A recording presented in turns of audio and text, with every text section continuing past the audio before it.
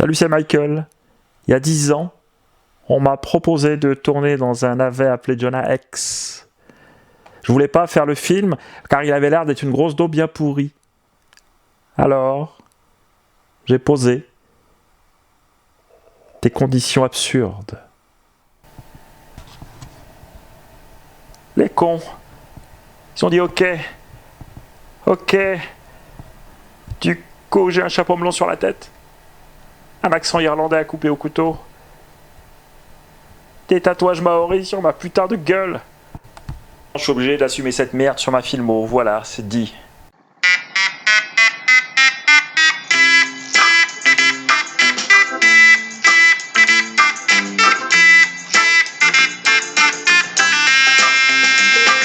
Bonjour à tous, nous allons aujourd'hui parler d'un genre de nanar bien particulier, le nanar suicide. Alors qu'est-ce qu'un nanar suicide? Eh bien il s'agit d'un film, bon évidemment complètement foiré, mais qui se voit agrémenté d'une particularité supplémentaire, il n'est pas fini. Entendez par là que le métrage n'est pas entièrement mis dans la boîte. Et malgré tout, le produit est balancé tel quel dans les salles obscures par des producteurs qui croisent les doigts tout en serrant les fesses. Nous allons donc parler aujourd'hui de Jonah X, film réalisé en 2010 par Jimmy Hayward. Ne cherchez pas, il est inconnu au bataillon. Alors qu'est-ce que Jonah X? Il s'agit de l'adaptation d'un personnage issu de l'univers DC Comics. Alors c'est pas vraiment le plus connu de la bande, encore moins en France où il a été vaguement et chaotiquement édité par Haredi dans les années 80. Alors j'en ai lu moi-même quelques-uns quand j'étais assez jeune. Je vous avoue que je n'en garde aucun souvenir. Alors, c'est quoi Jonah X? Eh bien, c'est un personnage au physique particulièrement effrayant. Il a le visage défiguré par une cicatrice que certains qualifieront volontiers de dégueulasse. Il évolue dans un Far West matiné de fantastique. D'ailleurs, l'élément fantastique sera de plus en plus présent au fil de ses aventures, avec des épisodes où il se retrouve littéralement propulsé dans le futur, ou d'autres où il commande une armée de morts-vivants. Bon, alors, motivé par les succès récents d'autres adaptations de l'univers DC, je pense notamment aux deux premiers Batman de Nolan, ainsi qu'au Watchmen de Zack Snyder, Warner décide de mettre en chantier Jonah X. Alors, le budget sera de 47 millions de dollars, ce qui peut paraître assez modeste. Ça représente à peu près 15% du budget du dernier Avengers, Endgame. Donc ça peut paraître peu. Maintenant, il faut reconnaître que le personnage n'a pas l'aura grand public d'un Superman ou d'un Batman, donc on peut comprendre cette modestie de moyens. Le problème, en fait, c'est que les producteurs vont d'emblée empiler les mauvaises décisions et vont faire partir le projet sur des bases quelque peu branlantes. Alors, première grosse erreur de leur part, vouloir à tout prix faire de Jonah X un film grand public. Donc le film sera estampillé PG-13, ce qui correspond à une classification tout public en France, ce qui est totalement éloigné de l'univers de la bande dessinée dont il s'inspire, qui est plutôt un univers sombre, inquiétant, assez violent. Autre grosse erreur, c'est vouloir à tout prix un casting composé d'acteurs très connus. Bon, exemple, dans le rôle titre, on a Josh Brolin, qui est un acteur apprécié du grand public et en plus de la critique. On a John Malkovich, là on peut parler de star carrément, dans le rôle du grand méchant. On va retrouver Megan Fox dans le rôle de la grotesque erreur de casting, plus customisée qu'une mobilette de banlieue, on y reviendra. Dans un second rôle assez important, Michael Fassbender. Voilà, on peut se demander ce qu'il est venu foutre là, alors qu'il sortait du tournage du Tarantino Inglourious Basterds. Bon, je pense qu'en 2010, il était loin encore d'être la star qu'il est aujourd'hui, mais je pense qu'il n'avait pas encore bien assimilé comment choisir ses projets. Bon, on retrouve également dans un tout petit rôle, c'est carrément une apparition fugace, Michael Shannon. Bon, alors les producteurs pensent qu'avec ces acteurs de renom, le public va se déplacer en salle. Le problème, c'est que ce petit monde ne travaille pas exactement à l'œil et que la moitié du budget va se retrouver dans leurs escarcelles. Il ne reste plus grand-chose du coup pour faire un film potable, décent. Alors malgré une équipe technique qui tourne plus vite que son ombre, on raconte qu'elle a mis en boîte 60 scènes en 12 jours de tournage, c'est quand même exceptionnel. Donc malgré cette équipe qui fait ce qu'elle peut, bah, l'argent vient à manquer et le film ne peut être correctement terminé. Alors dans une interview assez récente, Josh Brolin s'est exprimé sur le film, qui date déjà de 10 ans, et bon, a confirmé qu'il le détestait, bien évidemment, mais il a surtout affirmé, regretté, que les producteurs à l'époque n'aient pas mis la main au portefeuille pour lâcher au moins 5 millions de dollars, ce qui selon lui aurait permis d'achever le film dans de bonnes conditions. Il a même rajouté que des scènes très bonnes avaient déjà été tournées et qu'au final, tout cela aurait pu donner un assez bon film.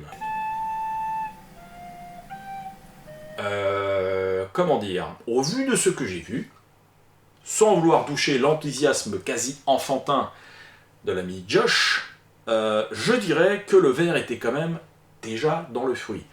Et quand je parle de verre, je parle d'une belle bête. Je pense que les producteurs se seraient évidemment évité plein d'ennuis si leur choix avait été autre, s'ils avaient choisi de faire un film destiné plutôt aux adultes, avec peut-être un casting moins prestigieux, mais un budget plus resserré, mais également une plus grande liberté. Bon, ça aurait été l'idéal. Malheureusement, eh bien, comptabilité et 7e art ne font pas forcément bon ménage, et les producteurs décident de ne pas lâcher cette rallonge de 5 millions de dollars. Les producteurs donc sortent le film en salle, et sont à peu près persuadés qu'à minima, ils rentreront dans leurs frais, c'est-à-dire rembourser les 47 millions de dollars de budget. In fine, le film fera 11 millions de dollars de recettes. Bon, nanti de cette piètre contre-performance et massacré par la critique américaine en long, en large et en travers, eh bien, le film ne sortira même pas dans nos contrées. Voilà, il sortira uniquement en DVD en 2011, je crois, sans passer par la case salle de cinéma. Ce qui paraît très logique au vu du résultat. Bon, alors comme je vous l'ai promis, on va faire 2 minutes sur le réalisateur, un certain donc Jimmy Hayward. Qu'est-ce qu'il a réalisé avant Jonah Hex? Eh bien, un seul film, un film d'animation appelé Horton, est sorti en 2008. Alors un film que je n'ai pas vu, mais que certains trouvent plutôt mignon.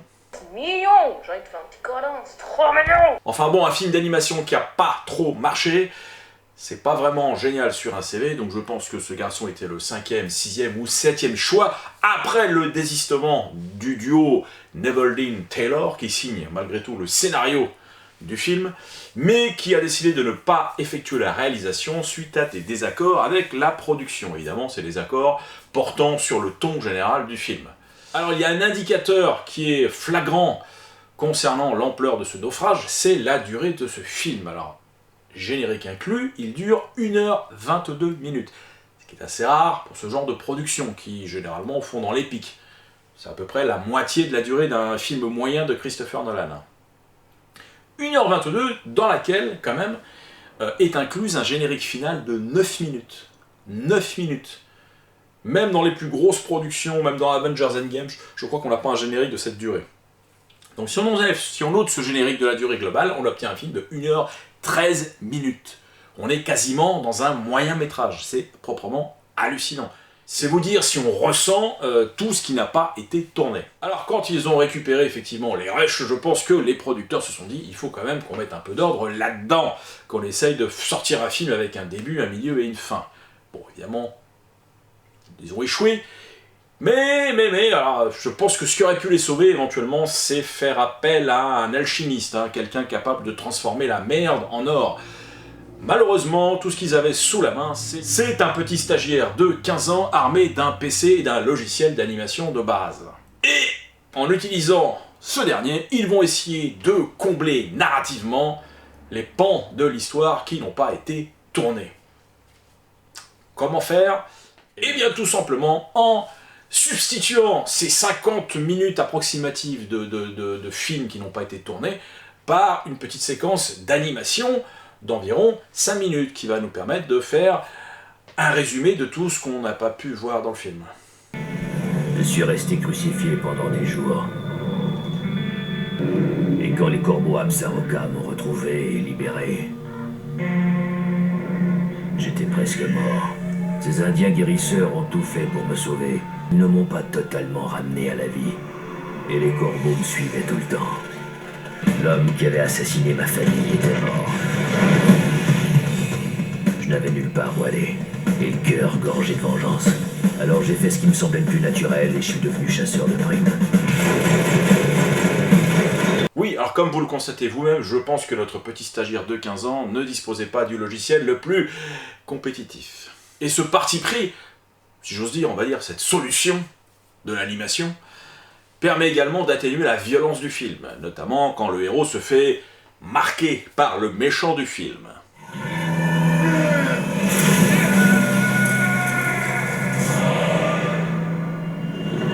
Et oui, il s'agit là du grand méchant interprété par John Malkovich, un certain Quentin Trumbull. Le héros en veut particulièrement à ce personnage, et donc réagit très fortement dès qu'on prononce son nom.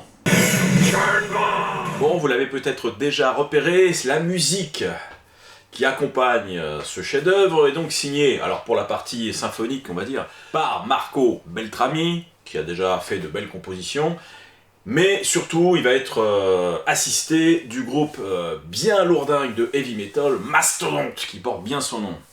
Alors voilà, en guise de musique westernienne, nous aurons droit à ces riffs de guitare un brin lourdeau.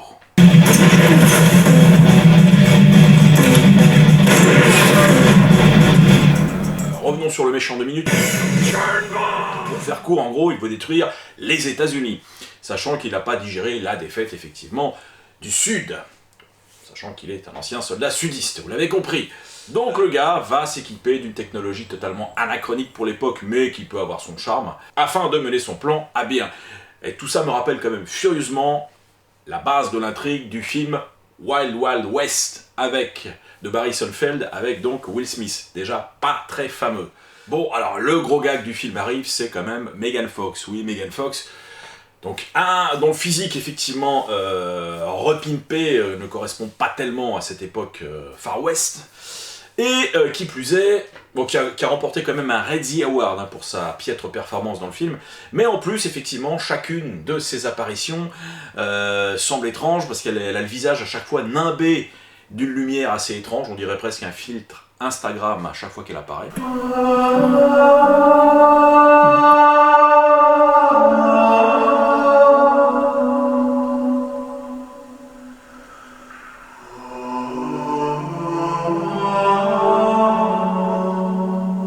Alors en matière de remplissage, là ce film fait très fort, hein. C'est savoir que, je vous le rappelle, hein, durée du film réel sans le générique, 1h13 minutes. Donc, il trouve le moyen, dans un film de 1h13 minutes, de nous coller une scène de lit chiante à mourir de près de 4 minutes.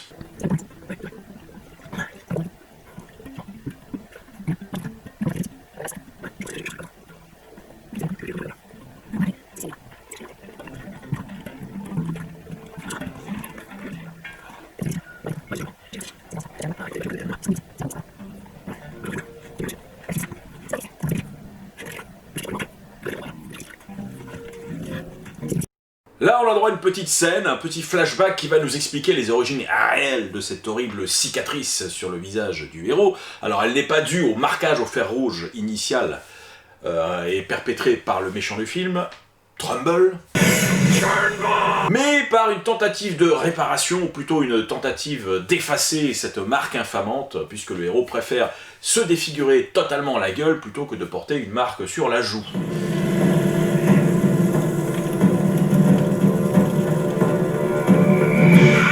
D'ailleurs, les initiales Quentin Trumbull, donc QT, je pense que c'est une sorte d'hommage à Quentin Tarantino, qui appréciera grandement de figurer indirectement dans un film de ce calibre. Eh bien oui, comme promis, c'est bien Michael Fassbender qui joue le lieutenant du méchant Quentin Trumbull. On va enfoncer sa sale face de rat dans sa propre merde. Il va couiner comme un porc.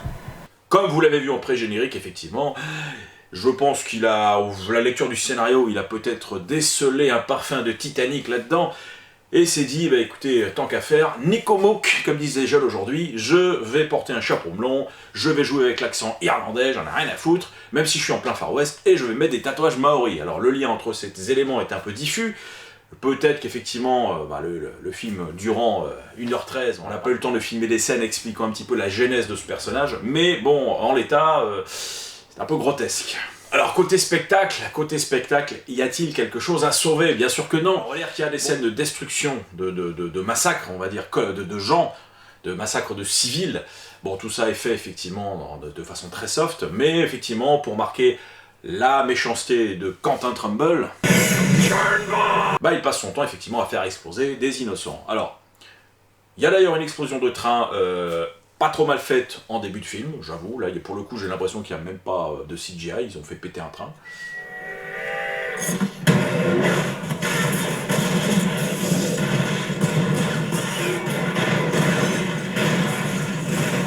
Mais malheureusement, effectivement, je pense qu'on était encore dans le moment où il y avait encore un peu de thunes sur ce film, puisqu'on a repassé la main au petit stagiaire de 15 ans, afin que ce dernier s'occupe des explosions restantes.